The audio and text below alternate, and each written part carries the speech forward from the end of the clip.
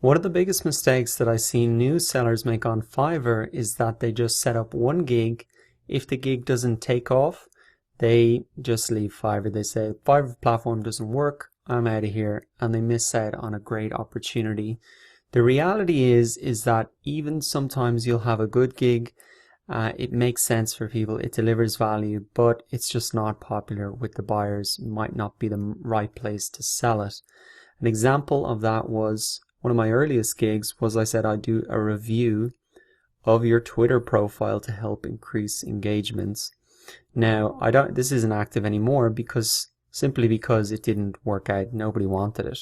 I thought it was a great idea because I had a large amount of Twitter followers, 2,500, and I was saying that I would review a personalized video review of their site and say, this is what I'll do. I'll assess your bio, profile, header, pinned tweets, retweets, etc., and show you how to get more engagement.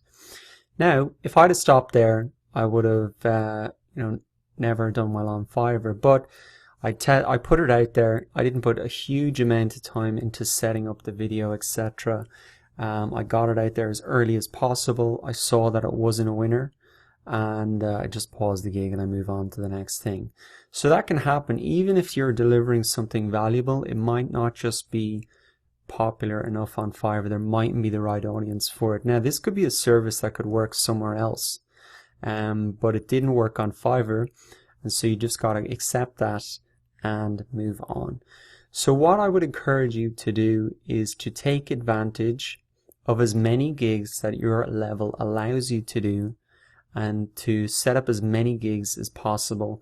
Essentially what you're trying to do early on is just test the marketplace. Put out gigs there and see what works. See what people really get excited about. See what you can even do better than you thought you could do, because you won't really know until you get into the process.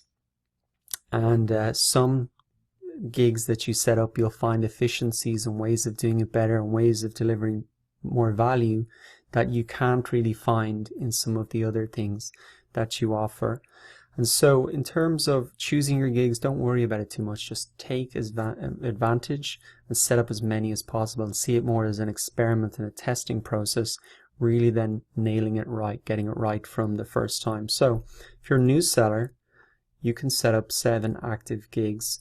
What's that also is going to help you get those 10 individual orders quicker. If you can just get one order on each gig, you're already 70% of the way there. So that is a lot easier to get one sale on 7 gigs than 7 sales on 1 gig. I hope you can see the logic in that. And then as you move on to become a level 1 seller, you can have 15 gigs, and then a top rated seller, you can have 30 gigs, etc. So you might want to use all of those because you might have found 1 or 2 that work well and that you're happy with the work that's coming out of that. But that is a critical thing. Take advantage, set up as many gigs as you can. It's the biggest mistake I see people making. They try 1 gig, even 2 gigs, it doesn't work out and they leave.